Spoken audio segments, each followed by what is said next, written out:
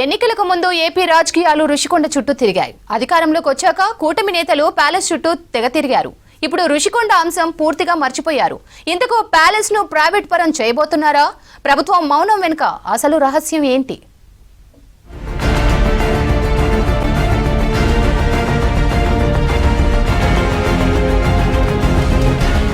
రుషికొండ ఎన్నికలకు ముందు ఏపీ రాజకీయాలను మలుపు తిప్పిన అంశం.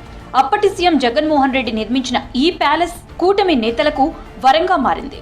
వందల కోట్ల ఖర్చుతో ఈ ప్యాలెస్ జగన్ ఎవరి కోసం నిర్మిస్తున్నాడంటూ విమర్శించారు.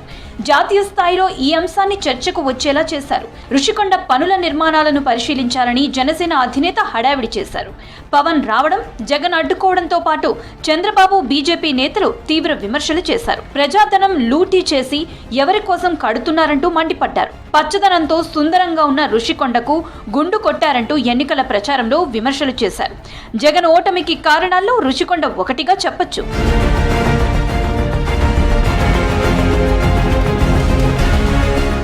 ఎన్నికలు ముగిశాక రుషికొండపై హడావిడి చేశారు కూటమి నేతలు. డిప్యూటీ సీఎం హోదాలో పవన్ కళ్యాణ్ అక్కడికి వెళ్లారు. అధికారంలోకి వచ్చి ఏడాది ముగిసినా రుషికొండ ప్యాలెస్ ని ఎందుకు ఉపయోగించుకోవటం లేదని విమర్శలు వస్తున్నాయి. 500 కోట్లతో నిర్మించిన ప్యాలెస్ ని అలా వదిలేస్తే ఎలా అని విశాఖ ప్రజలు ప్రశ్నిస్తున్నారు. ప్రజాధనంతో నిర్మించిన ప్యాలెస్ ని ప్రభుత్వ కార్యకలాపాలకు లేదా పర్యాటక రంగానికో వాడుకోకుండా ఎందుకు పక్కన పెట్టారని ప్రజలు అడుగుతున్నారు. ఎన్నికల సమయంలో రాజకీయ లబ్ధి కోసం హంగామా చేసిన కూటమి నేతలు రుషికొండపై ఎందుకు మౌనంగా ఉన్నారో ప్రజలకు తెలియాలంటున్నారు.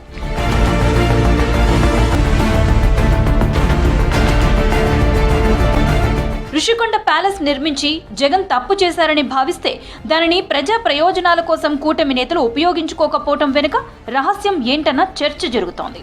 ఆ మధ్య భీమిలి శాసనసభ్యులు గంటా శ్రీనివాసరావు మీడియాతో కలిసి రుషికొండ ప్యాలెస్ లోకి వెళ్లడం, ప్యాలెస్ లోపలి దృశ్యాలు బయటికి రావడంతో జాతీయ స్థాయిలో వైరల్ గా మారాయి. ఇటీవల ఈ రుషికొండ భవనాలను కొనేందుకు ఒక కీలక వ్యక్తి మనీ లాండరింగ్ కేసులో జైల్లో ఉన్న సుకేష్ చంద్రశేఖర్ ముందుకొచ్చారని కొన్ని జాతీయ మీడియాలలో కథనాలు వచ్చాయి.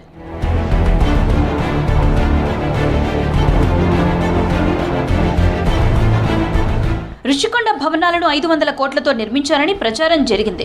వీటికి మార్కెట్ ధర కంటే 20% ఎక్కువ చెల్లిస్తానని సుకేష్ చంద్రశేఖర్ ఆఫర్ చేసినట్లు సమాచారం. సుకేష్ చంద్రశేఖర్ మనీ లాండరింగ్ కేసులో ఆరోపణలు ఎదుర్కొంటూ ప్రస్తుతం ఢిల్లీలోని మండోలి జైల్లో జ్యుడిషియల్ కస్టడీలో ఉన్నారు. రుషికొండ ప్రాపర్టీని అమ్మేందుకు లేదా లీజ్కి ఇవ్వాలని ఏపీ ప్రభుత్వం భవిష్యత్తులో నిర్ణయం తీసుకుంటే తన అభ్యర్థనను పరిశీలించాలని సుకేష్ అందులో ఆయన కోరినట్లు తెలుస్తోంది. రుషికొండ విషయంలో కూటమి నేతలు సరైన నిర్ణయం తీసుకోకపోవడంతో విమర్శలు వస్తున్నాయి. ప్యాలెస్ ని ప్రైవేట్ పరం చేసి సొమ్ము చేసుకోవాలనే ఆలోచనలో కూటమి ప్రభుత్వం ఉందని వైసీపీ నేతలు ఆరోపిస్తున్నారు.